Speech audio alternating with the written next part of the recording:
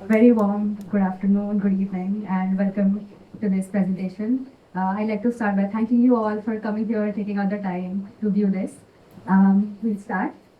Uh, I wanted to put this quote out there. True knowledge is not attained by thinking. It is what you are. It is what you become. And this is our journey of becoming through this internship at SAIIER. So, media host for the evening, aka SAIIER interns. That's Gia. I'm Dia. This is we're all students from Ahmedabad University from Gujarat. This is a picture of our university. It is a university that focuses on interdisciplinary learning and hence interdisciplinary students for the internship as well. We would like to start by giving a brief overview of how the internship was designed. The internship was designed with a five-fold structure: work engagement, which meant we were working on projects, research reports, things like that; exploration, which meant inwards and outwards. We attended reading sessions with our mentors, Deepthi and Joyce. We also had communication and skill building sessions with Auroville. Physical education was also part of it, where we chose from one sport, frisbee, yoga. We also went surfing once. Reflection meant looking inwards again. This comprises of our personal reflections. A few of us maintained journals, others had artwork, etc. And final synthesis it is what you're seeing today. To record our progress, we were introduced to a few measures. One of them was on a scale of 1 to 10. Each of us in the first week of internship set out with 3 to 4 things that we want to improve about ourselves or we want to build a skill, etc. And every week we used to check in as a group and rate ourselves on a scale of 1 to 10. And the group accountability also helped for the same. The second was weekly reflections. We used to we have a sheet where all of us input data every week. Photos, we put photos from the week, one meaningful quote, one insightful moment that made us smile that week. Mountain is what we call difficulty, any moment of difficulty through the week. And one beautiful thing could be around, could be inwards, anything. And process observer is something we also learned. Each of us took turns and became process observer for the week. We used to observe as a third person, looking at our own selves and the group around and the people around. And we have documents of the same. Individual notes and reflections are what we maintain on individual basis from our reading sessions, from our reflections, etc. I will take you through the orientation week, the first week that we were here in Auroville, and the schedule that was very thoughtfully and painstakingly designed by our mentors. So, right from day one, we were introduced to multiple aspects of Auroville, whether it is the philosophical and ideological aspects that Auroville was built upon, to the different places, the different community kitchens, the different sports activities, all to give us a taste of what we are going to explore in the 6 weeks ahead. So it started with a lot of team building exercises, a lot of icebreakers. We explored frisbee, we explored yoga, we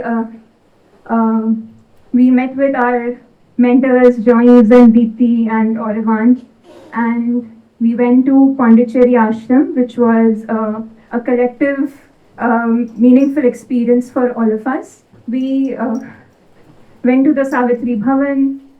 We set the few goals that we had for the 6 weeks ahead. And another collective favorite was visiting Sadhana Forest. So this was how our orientation week was designed.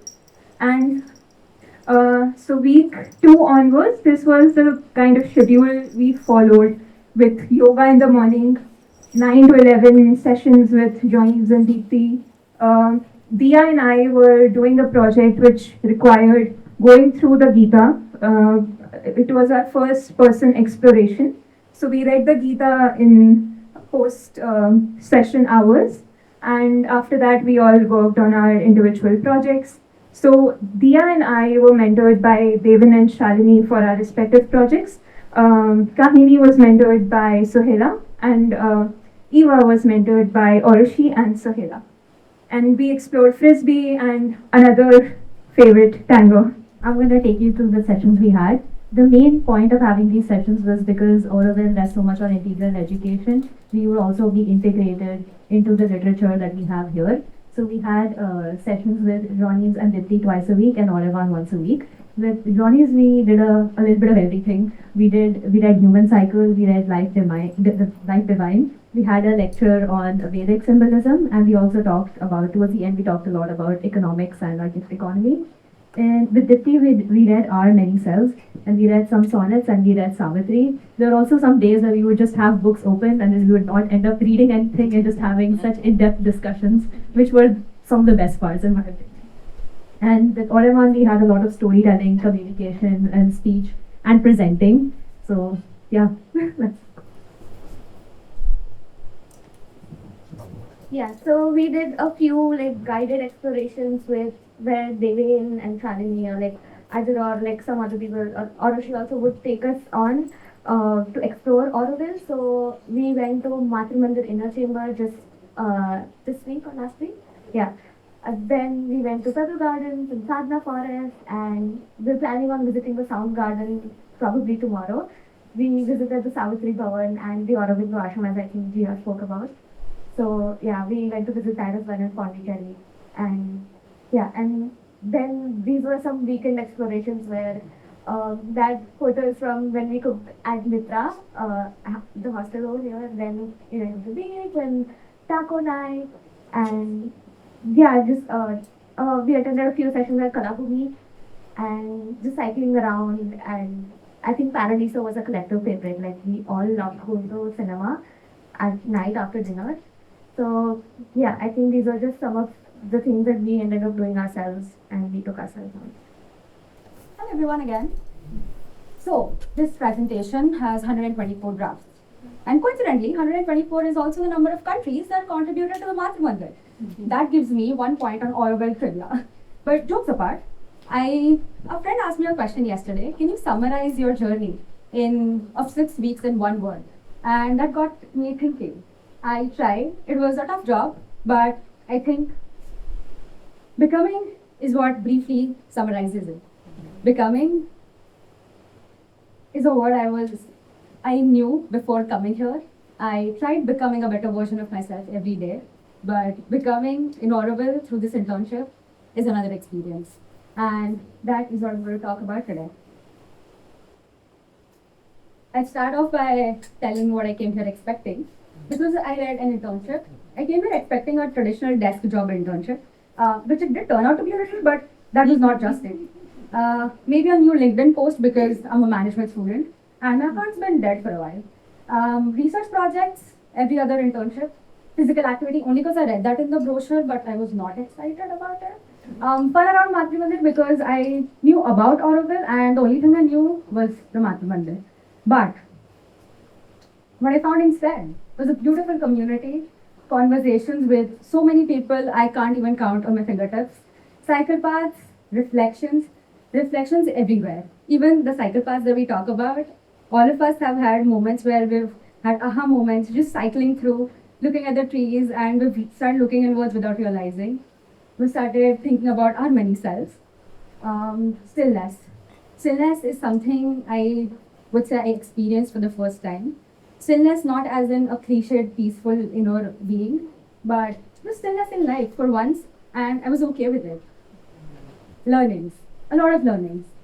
This is a small collage that I tried to summarize all my feelings through, but it's not enough. Learnings. These are the learnings from the sessions we had with our mentors. Honestly, this is a mentor that sometimes I would wake up thinking I don't want to go to the reading sessions with, but when I looked inwards, I realized he was silently challenging a lot of my inner beliefs. He was challenging biases, frameworks that I held, but I never realized. I used to think in systems. I still do. I refer to frameworks whenever I have problems in life. But after coming here and attending these sessions, I realized frameworks and robotic way of thinking does not really help in a lot of ways. So now when I think of a problem, I do think of frameworks, but I also think of consciousness. I think of my different selves. I think, what do I really want? Which part wants this? And do I really want this? And what else could I do about this? So I just don't jump to conclusions. I used to think in terms of efficiency. For me, work was productive only when there's a tangible output. And it was only efficient when there's something I can hold on to that I've made. But now I ask whether something that I've done is actually meaningful. So I also love and enjoy the process when I'm doing it, and I just don't focus on the outputs of it.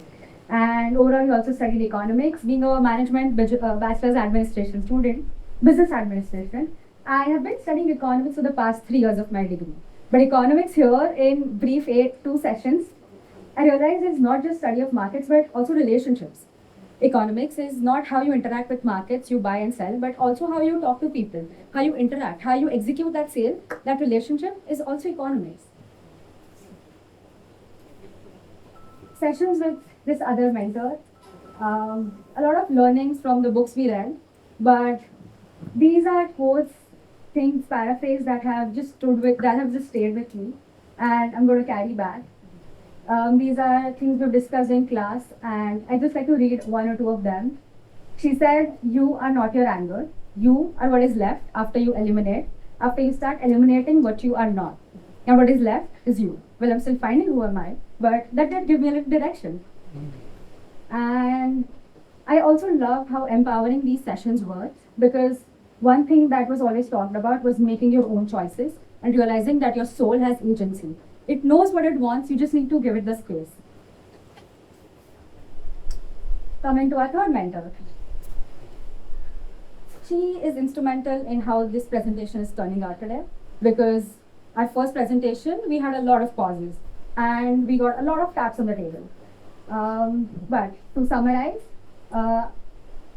overthinking, over-explaining, speaking too fast, unnecessary pauses, all of this was me. Now, I won't say I am fully there, but I do have clearer structure when I'm speaking. I have higher clarity. I intentionally communicate. I just don't go out there and say whatever I think, but I try and process it, frame it in a better way so that somebody understands what I'm saying.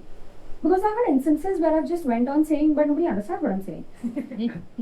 And to take mindful pauses. And the learning, all these learnings became the lens through which I approached my work. Talking about work, I helped with building a website. We went through a lot of color schemes. These are just the two that we had on our hand by the end of it. But we figured out a color scheme. I helped make a brand guideline for the same brand. And this is a before and after of the website, how it looks like. And yeah.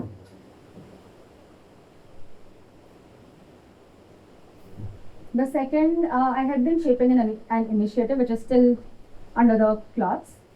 But I had been brainstorming the names for the same, branding and designing options for it. I had made preliminary logos, basic logos, and we also have a preliminary market research going on for the same. So if you're between 18 to 25, I would urge you to scan this and fill the form to help us with the survey. But that is the market research that we have going on. And then the third thing is yoganomics, which was something I discovered after coming here. It was also something that was challenged in my own ways of thinking, because economics. We started by thinking, what if economics wasn't just about wealth creation, but also about evolution of consciousness? And for the same, we are exploring money and wealth through the lens of consciousness and yogic perspectives rather than just commerce and trade. So if you look at an iceberg, the tip of the iceberg is money, income, markets, and GDP. Whereas if you go further, below the water, it also involves values, consciousness, purpose, stewardship, and a sattvic approach. Now, this is a way of looking at money economics that we're exploring, and we're coming up with a one-pager or a short paper that you all can read more about. And yeah, some lessons teach you new ideas, and others quietly change the way you see the world. And that is where comes my favorite part. So as Jia explained, both of us went through Bhagavad Gita readings and exploration, and this has been very instrumental in all the internal shaping and shifting that I talk about. I also am working on a first-person research report for the same, which is also under the works, but it will be out soon. But here is a small highlight of the shifts I observed through the 18 chapters. Just to explain how we went about with it, our mentor had recordings of all the 18 chapters, and we heard each chapter every day. And he also has reflection prompts based on each chapter. So we used to listen to the chapter, reflect, journal, and then talk in a collective group of 4. and share insights. So the internal shifts that I'm talking about are roughly divided into 8 as of now. Identity. My sense of self has changed. Um, I started the journey by asking who am I. The first line I journaled was who am I? And I ended it by realizing that I am not one person or one thing. There are layers to me, which is also something we explore through our sessions and the Bhagavad Gita reading sessions. I realized there are parts of me that are me that I would like to keep, and there are parts that I don't like that are not me. And I will get rid of them when I leave from here. Validation. I used to think I'm not a people pleaser, but turns out I did like the external validation, and I did tie my sense of self or my work to feedback that I received from others. So that is a shift that I'm looking at. Action. Verse 2.47. You should not tie yourself to the results and outcomes. I have started enjoying the process. So I was less anxious about this presentation because I loved working on this entire presentation rather than just presenting it here today. Self-awareness is something as a whole that I looked at through all the 18 chapters. Self-awareness increased through the entire journey. I started looking more inwards rather than just outwards. Control. Control in terms of things around and factors you can't control. I also have this line in the first initial chapters where I've written, I fear uncertainty. I have trouble dealing with uncertainty sometimes. And the last journaling I had was, I love uncertainty. I thrive in thrilling situations where I don't know what's happening to me. And I would like to experience more of it. So I think I'm learning to let go and lose control and let the flow of the nature and universe take over. Relationships in general with friends, family, and my own self. I'm getting more compassionate. Faith. I always had this sense of faith in the universe and things around me. I felt like I'm carried, I'm taken care of. But that just strengthened over all these 18 chapters. Earlier, there were times where I used to question if God is there or why is something wrong happening to me? What did I do?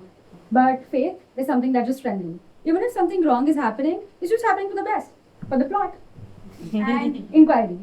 Inquiry inwards, which also connects to self-awareness in a way, but inquiry through prompts and external help. Inquiry through questions, inquiry inwards. I am a curious person. I ask a lot of questions to a lot of people around me. But all those questions, I also started asking my own self and inquiring inwards. So yeah, I began the journey by asking who am I, and I ended it by recognizing that there are layers of me that are me and layers that are not. And yeah, work was only one part of the internship, and the rest of Auroville became a classroom in its own right. We were reflecting in every place. Oh, individual limitation.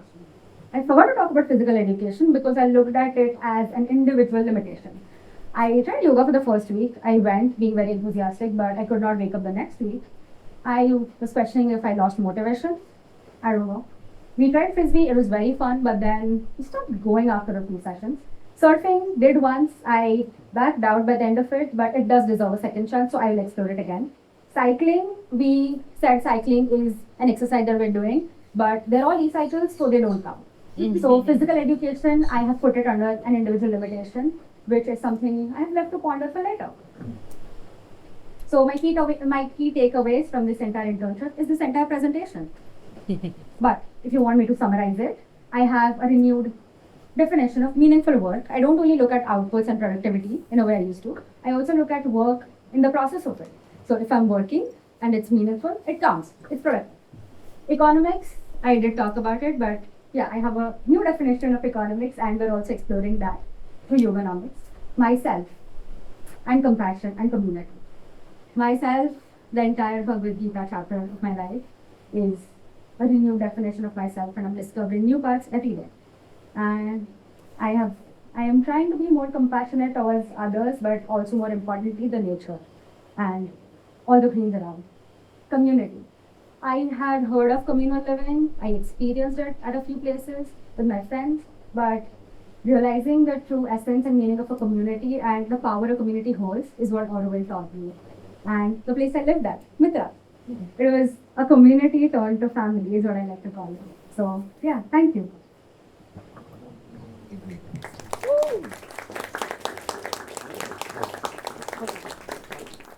I'm going to be talking about my 6 weeks in Auroville. First, a little bit about me. I am a psych major.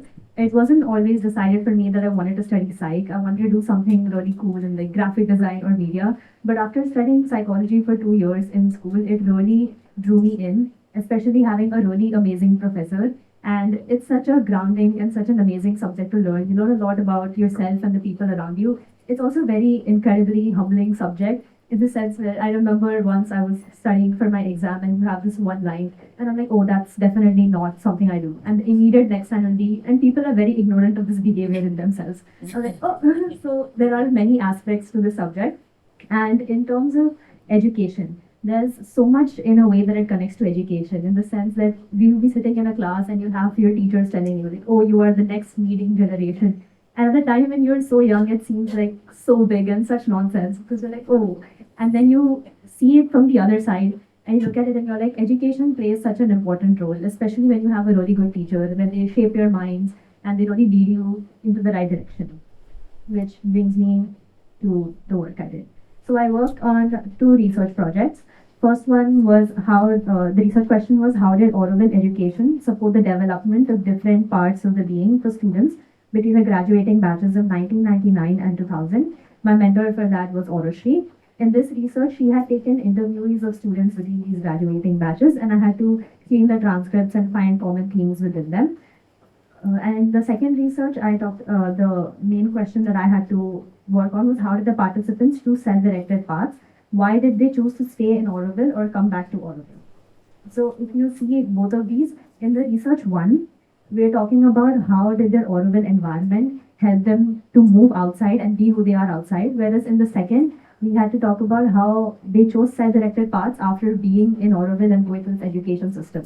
So I got to view 2 very opposite opinions, and it was very knowledgeable for me to learn this because when I was reading the literature review for the first research, because we interviewed such an early batch, there were things that they mentioned that they did not like about their particular education. Versus when we interviewed them later on, you could see such a stark difference in the sense where they were like, oh, I love being able to do this. I love being able to have art and physical education as part of my curriculum.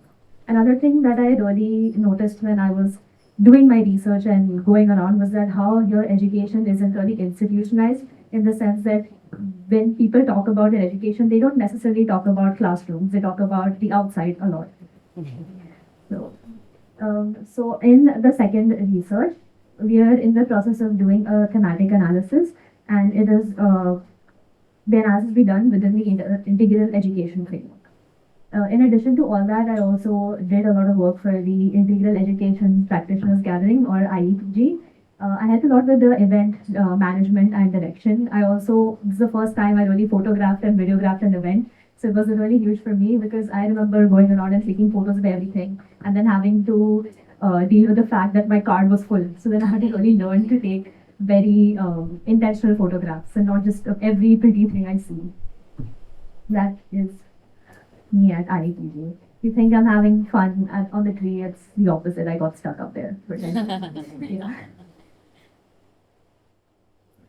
So all of my research work carried on into my sessions. When I was doing the literature review, we learned a lot about the physical, vital, and the mental. And we also came across that in sessions with Vicky and Johnny, although we were reading completely different books. And that really made me think about how here everything is done so intentionally and everything has this underlying connection or thread to it.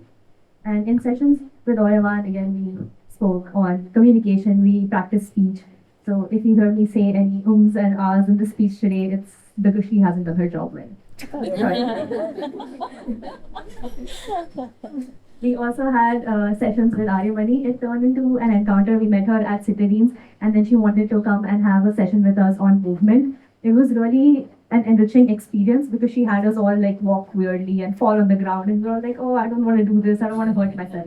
which is like we all take so much pride in standing upright in our body and walking, but none of us ever know how to fall down correctly, or we don't have the amount of respect we have for our feet and our body like we have for like other aspects of physical aspects like beauty. So that is something new we learned.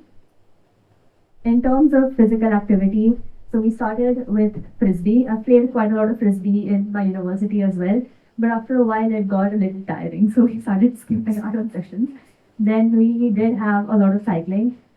Even though it was an e-cycle, I promise I shut off the modes when I was cycling inside Auroville, and I learned a lot of different cycle paths and routes. And through that, you really realize how well connected and how much of a circle Auroville really is. People keep saying it's a circle, you never realize until you like end up somewhere and then open out from somewhere else. You're like, I was here 5 minutes ago. And then we did tango. I have learned classical dance for almost 15 years of my life. So trying to learn a different form was a little difficult in the beginning because it's two completely different things. But we have great mentors. We had Una and we had Oravan teach us some really nice moves, which we did every night after our session. We would go back to our hostel and we would show everyone what step we learned after. And this is something weekend explorations, which I like to call postcards from Auroville, because I'll be taking so many pictures and memories back from these entire 6 weeks and weekends. I won't go into detail with all of these because we already covered them.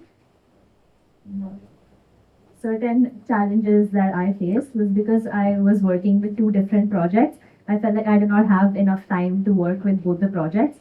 I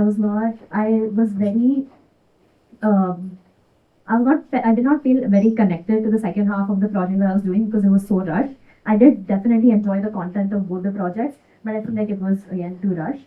There was no clear start and end with projects, and this was evident when we were working with our event management. Sometimes we would go like so fully into preparing that we would not realize the other work that we had to do. And yeah, I wish we had a lot more feedback circles. We had that at the beginning, but we sort of didn't have that towards the end. I think that would have really helped as well.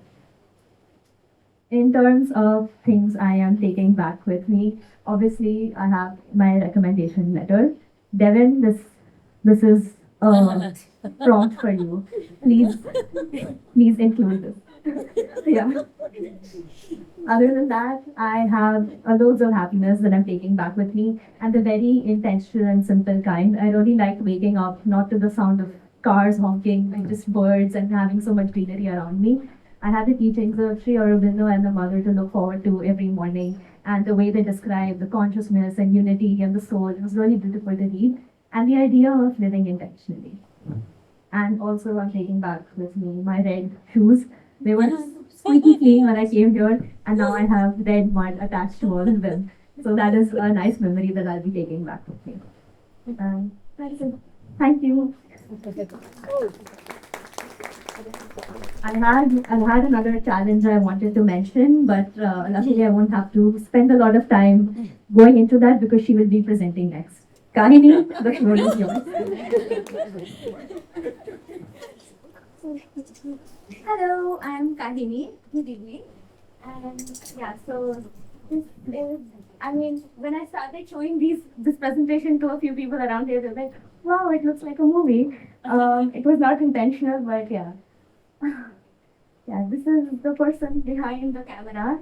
Since a few, like 2-3 weeks here, I've been working on using my camera, my DSLR big one more, and I've been enjoying it. So yeah, so this is me. I am, I love documenting moments, collecting visual notes, and being filled with questions. And I guess that's what led me for research over here. Otherwise, back in Ahmedabad, I am a social and political science student. I am going to be entering my 4th year back then. Yes. So I will be covering a little bit of what everybody else has covered through their presentation, but it's going to be a little bit from my lens. These are some of the notes that I had while I was attending sessions with Deepthi and Sean, who's over here. And every time I would be in these sessions, I would be like filled with curiosity and just I would be scribbling down everything. So yeah, so I was hoping to collect a lot of answers that I'd already had before coming here, but I left with better questions, and somehow that felt more valuable. Yeah, so prior to coming here, I recognized the world around me being in such extreme forms of existence in the religious and political fabric of our country, and that left me really disheartened in the sense that how people. It just left me with a bitter taste of how religions are and what they make people do. Deepti in one of those sessions mentioned that Auroville begins where religions end, and that is such a beautiful thought to have. So, because of how I would see the world outside, it left me in a lot of angst and critique for the whole world perpetually. But I think after I came here, I discovered that there's so much depth and beauty in things if you just have the eye for it. Jean Neves, in one of the sessions that we were attending, was talking about this thing that struck me quite deeply, was that to be able to manifest beauty is the aim of life. And I think that's so simple to not just understand but also execute. In some of the deep sessions, I would find myself being filled to the brim with my curiosity of how people see themselves, how people discuss and comprehend the ideas about consciousness, divinity, time, identity, and basically questions that don't have neat answers. But these notebooks just became like less about taking notes and more about keeping up with my curiosity, which is why you would see my pages filled with half-formed thoughts and like arrows connecting ideas and just questions scribbled everywhere. Um, yeah, and yeah, so however, like the most valuable thing I take with me over here is how people see themselves beyond the limitations of emotions that consume them. Deepti and Aurivan both talked about how you need to manifest Sakshi Bhav, or the witness observer mind, and that practice has left me with thinking what my sense of identity carries. Observing people talk with so much depth here gave me a fascinating comprehension of how much knowledge they receive in the education over here and how they build themselves up with how much they consume and absorb in a place like Auroville. So I think, yeah, my next slide is just going to be about how my research was conducted and what my processes were. Growing up in Ahmedabad, which just like these rigid conventional forms of schooling, made me take some time, maybe like made me wait and made me just very patient to find out what education is and to find out that education is very different from learning, and that learning is tied to one's growth and it's not a means to an end, which is what we're taught. Like we're always being taught that education is something that you receive in school to get to college, and the education that you receive in college is to have a job. So I think I unlearned that a lot. And on the other hand, seeing how people receive education over here and approach their work left me in wonder and envy about how students are taught to have appreciation for the finer things in life. This research that I worked on with my mentor Sohila follows a similar line of wanting to find out how people cultivate a sense of not looking at education as a means to an end, but people who looked at education and learning as a lifelong process, and who truly are in sync with the systems of integral education here. So we started with not having a proper research question, and the research is still ongoing. We're just in our data analysis aspect part of our research, and yeah, so we just had one criteria to choose people who we wanted to interview, and that were people who grew up here, who went through Auroville education, and people who did not choose to go for higher education but continued their journey in Auroville. So some of the findings that we had over here were like these people saw Auroville as not a comfortable place, but they always saw it as a challenging place, and that's what I think left them with just it made them keep coming back to this place and believe in the existence of this place. All of them somehow in their journeys recognize some flaws in their education as well, and all of them somewhere got called to teaching themselves to teaching themselves and just and they believed in the service to their community. All of them also mentioned the importance of sports and physical education in their interviews and how much those aspects changed and impacted their lives. Something else that we also explored was IEPG that Eva talked about a little bit. Was I think I just learned how to handle event management per se, like assistant in event management. But it was nice to see how events are created here with so much care and sensitivity towards people who are attending them. And there's a yeah, I think Sohila once mentioned that there is a sense of beauty when events are created and formed in Auroville. So I think that was what I appreciate the most. Um, Coming to physical education, so yeah, I we started with frisbee that we left halfway between because we were too lazy. Yeah, and then I think then we went to tango on Monday nights. Then yes, cycling around was always a fun. I would find myself. I think it's. I found that there's so much of freedom in the world of meditation as well. You know, meditation is not just when you're sitting in a room in silence, but it can happen everywhere. And that I think when I'm cycling, it happens to me all the time. Or we keep thinking and cycling around aimlessly. Yes. Things have changed about my experience back on my roommate. Personally. But no, other than that, I think just the first 2 weeks we did like weekly check-ins with our mentors. But I think I would like a little bit. I would have liked every Friday if we could have just sat and just um, expressed what our week looked like. And I think my main takeaway. Why is this? Yeah. Huh. My main takeaways are think these are not exactly takeaways, they're observations and learnings and everything. So first of them is people have so much wisdom here, and I always find myself absorbing and soaking in their knowledge so much here. But despite people with filled to the brim with wisdom, they're always subjecting themselves to such nascent stages of their growth and inner change. And I think it's so commendable to see. Um, there's so much of abundance of goodness here as well. And it finds a lot of meaning in the work that people express themselves with. Then, yeah, I think one thing that oh, yeah, through my interviews as well, when I talk to people over here, I could sense that there was frustration and dejection with the current state of Auroville and where it is heading. But the but despite that, there's so much of hope and aspiration in people to carry forward and make this city a place where it can fulfill its potential. Um, I also think one thing that I learned over here is whenever I would see these spiritual gurus in like the rest of the parts of the India, I would be thinking they're so far away from the existence and lived reality of people. But I felt like Sri Aurobindo over here, he, um, I think he's so learned and he's so realist in his way of expressing and just, um, yeah, I think just writing about very real things. So I think I learned that spiritual gurus can also be like, yeah, very knowledgeable.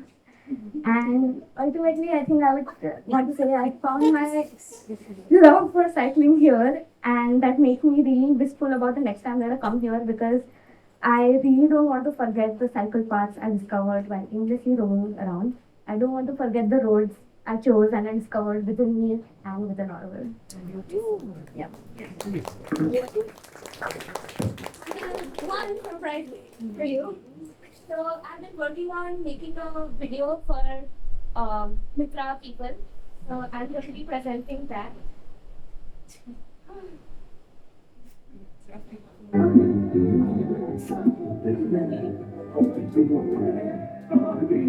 Not record that.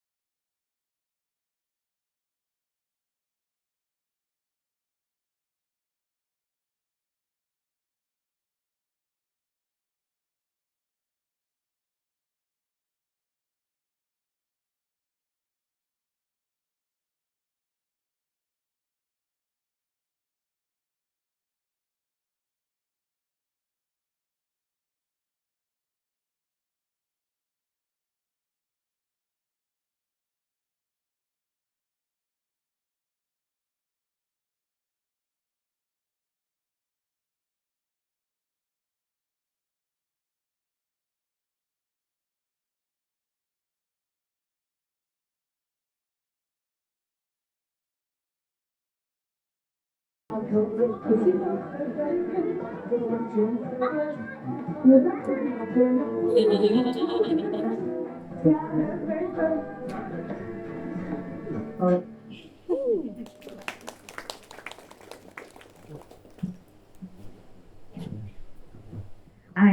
am Jia. I'm a visual and performing arts student, and why I chose this is finds an answer in the Bhagavad Gita because it corresponded with my Swabhava and Swadharma. Uh, I'll start with talking about how the reading sessions have shaped me.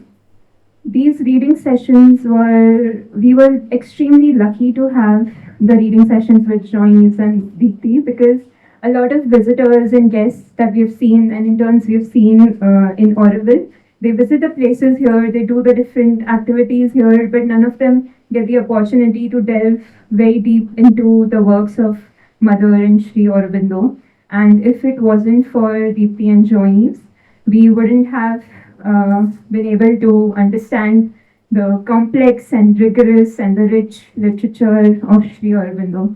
So I'm filled with gratitude. I don't have words to express it so far, but uh, with Deepti we explored the Vedantic framework, which became very instrumental in my understanding of the Bhagavad Gita, from the sevenfold world to the chakras to Sachitananda. Everything in a way informed my readings of the Bhagavad Gita, which was my central project throughout the internship. With Joyce, we learned about the human cycle and the evolution of human intellect in a psychological sense through how the societies developed psychologically and intellectually, which was a refreshing take because in schools we generally learn about the biological evolution of humankind, but here we got to understand the different stages that human intellect has developed, how human beings make meaning, how they understand themselves, how they associate themselves to something higher than them. Some of the readings, some of the very interesting excerpts from the readings that we did were Sri Aurobindo's descriptions of subjectivism that we read with Joyce. And it is essentially what Swadharma and Swabhava mean for me. I can read one excerpt. Subjectivism proceeds from within and regards everything from the point of view of a containing and developing self-consciousness. The law here is within ourselves. I think this is the perfect definition of Swadharma that I explore later in the Bhagavad Gita. Through my own readings, I tried to read a bit of the life divine myself. And what I found very interesting was, and what we also discussed, how Sri Aurobindo tries to take opposites and put them together in a complementary way. So his descriptions about how matter and spirit are essentially two sides of the same coin, and how if you reject material, you are sorry. If you just believe in the material physical world, you're bound to reject the spirit, and if you just focus on the spirit, you're bound to reject the material world as Maya. But if you integrate both of them, then you can truly develop the Advaitic sense of being. And also what Deepti encouraged us to understand is how different philosophers have often created these dualities between the world and nirvana, between Maya and liberation. But how Sri Aurobindo integrates everything into life, and how divinity is brought to the earth, and it's not an esoteric, outward, outlandish concept. It's right here, everywhere. Sessions with Aurovan. There were quite a few favorite exercises that I got to explore with Aurovan. One of them being one question a day. This was my favorite because I realized that even to come to a question is a big quest in itself. And a lot of times we don't know what we want to explore, where our quest heads. So just coming to a question in itself was a very deep and introspective process, and answer is another journey in itself. But just coming to a question, just putting down things that I want to explore was in itself a very beautiful journey. The other thing was that she asked us to draw how we would describe ourselves to these different categories of people. And drawing this helped me express something which was more than how I would describe myself in words. And I realized how much drawing can help you intuitively give a form to things that are not captured in words. So that was one of my favorite exercises. Writing character sketches writing character sketches was interesting because it helped me rediscover my love for writing, and also how much writing is a skill that you have to constantly shape and sharpen. And I had sort of gone a bit rusty on that, and Aurobindo helped me rediscover and rekindle that passion. And communication, as for all of us, she helped us recognize the uh, the gaps in our communication, the lack of clarity in our thoughts, and encouraged us to speak spontaneously with clarity, with engagement, and with substance. Uh, so this is another activity. This is another tool that we learned from Aurobindo. It's called a scale of 1 to 10. But I applied it for my physical activity, and I made a sort of a report card for myself. So I mainly indulged in two physical activities here. One was yoga and one was tango. I wrote about what worked for me, what didn't work for me, and what was challenging, and how much I rate my commitment. And that's me and Eva doing tango. And I realized through the process of learning tango how much, and with Aryamani's session, as one of us mentioned earlier, how much our being is about being present in a body and being contained in the body, in a sense, to feel the body as a container, and in relation to the space also. So that sort of somatic sense of my body, my being somewhere, was something that got reinforced in both of those sessions. The Bhagavad Gita sessions. This is something that Deepti mentioned in our last class, that Krishna is your higher self talking to Arjuna, which is your evolving self. And it sort of captures my whole experience of the Bhagavad Gita, is to come to this understanding that you are Krishna, you are one with divinity, and you are divinity. And one of the lines that really actually made me cry during the Bhagavad Gita sessions was that I am Arjuna among the Pandavas, that I am you, so why do you have to fear anything? That was, everyone remembers that I had a cry session after that. This drawing is by one of the participants of Vidya Mandir's Bhagavad Gita sessions. And this encapsulates also what my takeaway from the Bhagavad Gita was. To me, this represents the Vishwarupa that we read about in the 11th chapter of the Bhagavad Gita, because it sort of represents the becoming of Krishna into the whole universe that he reveals in front of Arjuna. And in a sense that it also looks like a cell.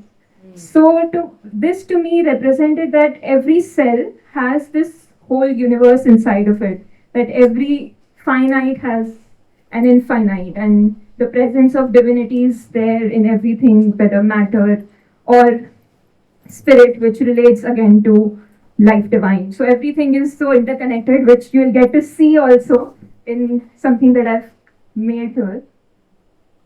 Coming to my research project briefly, I worked with Devin on this research project where we collected responses from the Bhagavad Gita participants, the session participants like me, who have gone through these 18 chapters facilitated by Devin. And I mainly focused on capturing their experiences, how the Bhagavad Gita during the sessions have shaped their experience and perspectives and their lives. And I used an online form and allowed them to express themselves in written, visual, audio format. And the output is this booklet that I created, which you can pick up after we are done. This is a booklet which captures the testimonials of the participants of these sessions, and they describe beautifully how the Bhagavad Gita sessions have transformed them and how they try to integrate the Bhagavad Gita in their lives, and how much Vidya Mandir has helped this journey. I will not go deeply into this, but there's this one artist that I visited. He's an eco sculpturer. Here he worked at wallpaper, and I saw his installation and the way that he used waste and the way that he collected materials from nature itself sparked an idea for me, and the material idea for me for my own installation. It is an installation that I've built through my journey here, and it is there in the balcony for you all to see. Once I'm done, you can have a look and sit there. I would recommend that you sit in front of it for a few minutes to have the experience that I wanted to create. And this is the concept note that is also there. So you can read it here, you can move to that space. Yeah, that's my presentation. Thank you.